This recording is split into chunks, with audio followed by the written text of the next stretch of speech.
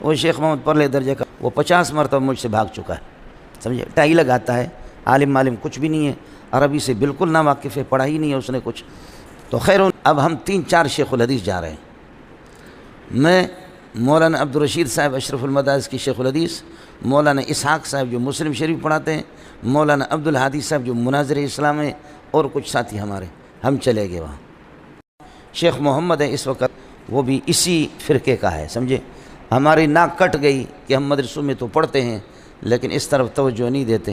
پچھلے سال بنور ٹاؤن کے مفتی عبدالباقی جو بنور ٹاؤن کے فاضل ہے، دارالفتاح کی کورس بھی کر چکے ہیں، پتہ نہیں کیا کیا بلا ہے، اس کی شیخ محمد سے گفتگو ہو گئی تو شیخ محمد نے بالکل اس کو لاجواب کر دیا۔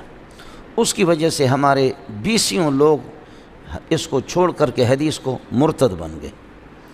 جب مولوی کمزور ہوتا ہے تو کہتے ہیں یہ ہے آپ کے مفتی صاحب کا حال، سمجھے۔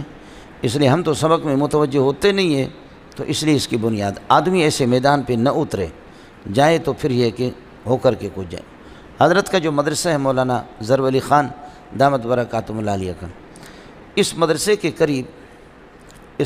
قریب ایک کوٹھی ہے، اور یہاں کے جو لوگ ہیں بہت اچھے لوگ ہیں، مسلمان ہیں، سنی ہیں، اہل سنت ہیں۔ ان کے کسی لڑکے کا یہ ہے کہ اس کی منگنی ہوگی پرویزی کسی لڑکی کے ساتھ، یہی شیخ محمد کے لوگوں کے ساتھ، اور جب منگنی ہو گئی تو اب نکاح کا وقت آ گیا، تو انہوں نے کہا کہ نکاح ہم نہیں دیں گے۔ پرویزیوں نے کہا یا ہمارے ساتھ بحث کرو، مباحثہ کرو، ہم اپنا مولوی لاتے ہیں، تم اپنے مولوی لاؤ۔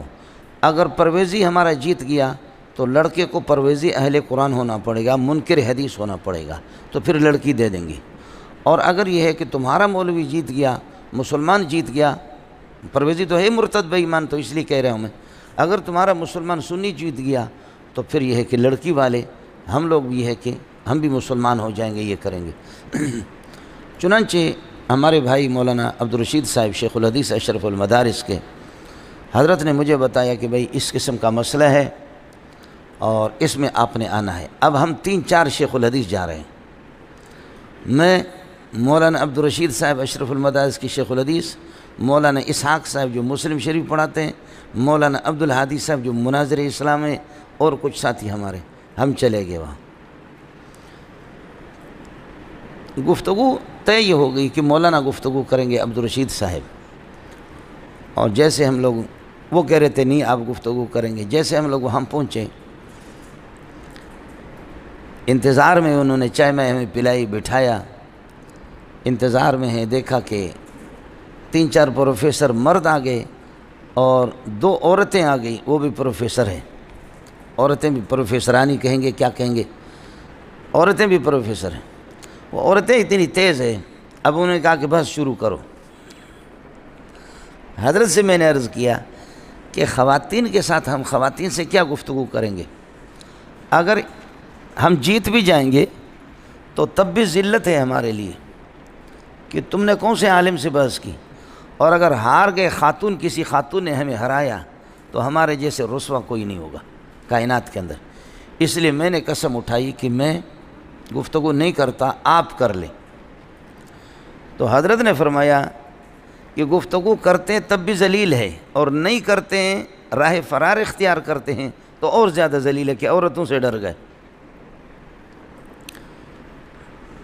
اب گفتگو کرنی ہے، میں نے کہا آپ گفتگو کر لیں، میں آپ کو آہستہ آہستہ اشارہ دیتا جاؤں گا، آپ گفتگو کریں۔ تو حضرت نے فرمایا کہ ہاں، کس طرح آپ لوگ حدیث کو نہیں مانتے؟ تو انہوں نے کہا کہ آپ کس طرح مانتے ہیں، آپ بتائیں اس کی دلیل۔ تو مولا نے فرمایا کہ قرآن اللہ کا کلام ہے، اور اس کی وضاحت کے لیے حدیث ضروری ہے، حدیث اس کی تشریح ہے، اس کے بغیر کیسے قرآن؟ تو اس خاتون نے کہا الف لام را تلک آیت الکتاب المبین، مولانا ابانا یبین و ابانتاً سے مبین کا معنی کھلم کھلا، بالکل واضح، بالکل واضح، بالکل واضح۔ جو چیز مکمل واضح ہے، اب سورج کے لیے اور کون سی چراغ لائیں گے دکھانے کے لیے؟ قرآن بالکل واضح ہے، اس کے لیے کس وضاحت کی ضرورت ہے؟ بل ہوا آیت بینات، کیوں ہے بینات؟ بالکل واضح۔ مولانا غریب حافظ نے یہ حضرت نے فرمایا کہ یہ عربی میں ہے اور موجز کلام ہے، مختصر ہے، تو اس نے کہا اعجمی و عربی، کیا عربی کیا جمی، دونوں برابر ہے، سب اس کو سمجھتے ہیں۔ حالانکہ اس آیت کا مقصد ہی یہ نہیں ہے، لیکن اس خاتون نے مغالطہ دیا حضرت کو۔ اب چونکہ حضرت حافظ ہی نہیں ہے، یہ آیت اللہ آپ کا بھلا کریے کہ 24ویں پارے کے آخر میں بھی ہے اور یہ آیت 14ویں پارے میں بھی ہے۔ سیاق و سباق سے جو آدمی ترجمہ پڑھاتا ہے، تفسیر پڑھاتا ہے اس کو، ورنہ اس نے ایسا مغالطہ دیا اعجمی و عربی، کیا عربی کیا اعجمی، بلکہ لہما یستویان، دونوں اس میں اعجمی عربی برابر ہے، سب اس کو آسانی سے سمجھ سکتے۔ اب میں نے دیکھا کہ مولانا گھوم گیا، سمجھے؟ یہ ہے جی، اس ایسے کر کے ہم لوگ بیٹھ جاتے ہیں نا، تو پھر ان لوگوں نے کچھ پڑھا بھی نہیں ہے، سمجھے؟ ان لوگوں نے یہ پڑھا ہوا بھی کچھ بھی نہیں ہوتا ہے، پروفیسر لوگ ہوتے ہیں، اس قسم کے لوگ ہوتے ہیں، سمجھے؟ بہت عجیب مسئلہ ہے۔ اس لیے گزارش ہے آپ حضرات سے۔ تو پھر میں درمیان میں کود پڑا، میں نے دیکھا کہ مولانا اب شہید ہو رہا ہے، سمجھے؟ مولانا کو پسینے پہ پسینہ آ رہا ہے، پسینے پہ پسینہ آ رہا ہے، پسینے پہ پسینہ، پسینے پہ پسینہ، مولانا اب شہید ہو گیا، سمجھ شریف میں کی۔ تو اس خاتون سے پھر میں نے آسان طریقے سے کہ عوام کو بھی بات سمجھ میں آ جائے، میں نے کہا کہ قرآن بالکل واضح ہے، لیکن میں ایسا نابینا ہوں کہ مجھے کچھ نظر نہیں آتا، آپ مجھے دکھائیں۔ آپ کا کہنا ہے کہ قرآن میں فجر کی رکعتیں آپ کے ہاں کتنی ہے؟ انہوں نے کہا 2۔ میں نے کہا یہ قرآن میں کس جگہ پر ہے؟ ظہر کی کتنی رکعتیں؟ 4۔ میں نے کہا یہ قرآن میں کس جگہ پر؟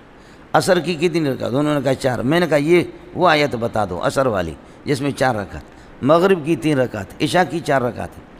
اس طرح 45 مسائل میں نے اس کو موٹے موٹے بتائے۔ میں نے کہا دیکھ قرآن میں بالکل واضح ہے اور ماشاءاللہ آپ اس کی وضاحت سے واقف ہیں، میں نابینا ہوں، مجھے نظر نہیں آ رہا، یہ مجھے دکھا دیں۔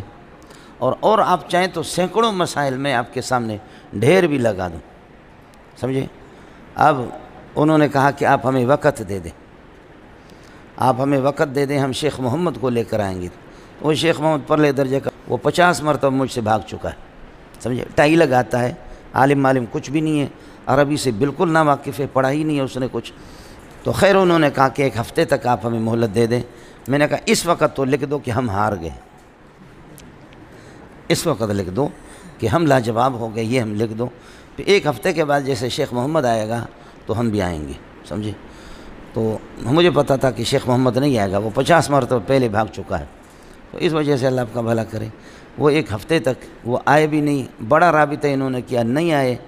تو آپ کو مزے کی بات بتاؤں، وہ لڑکی والے جو پرویزی تھے انہوں نے لعنتیں بھیجی محمد کو، شیخ محمد کو، اور وہ سارے کے سارے مسلمان ہو گئے، سمجھے؟ میں ان کے اعتراضات تو بعد میں آپ سے عرض کروں گا۔ یہ فتنہ انکار حدیث، اس کی ابتدا کب سے ہوئی؟ اس کی ابتدا خوارج سے ہوئی۔ سب سے پہلے خوارج جو حضرت علی کے سامنے آ کر کے کہتے تھے، آپ نے نفحۃ العرب میں پڑھا ہے، ان الحکم الا للہ، ان الحکم الا للہ، فیصلہ حکم صرف اللہ کا چلے گا، حکومت اللہ کی ہوگی، کسی اور کی بات نہیں ہے۔ خلاصہ یہ نکلا نہ نبی کی بات قابل اعتماد ہے، نہ صحابہ کی احادیث موقوفہ قابل اعتماد ہے، ان الحکم الا للہ، هو القرآن فقط۔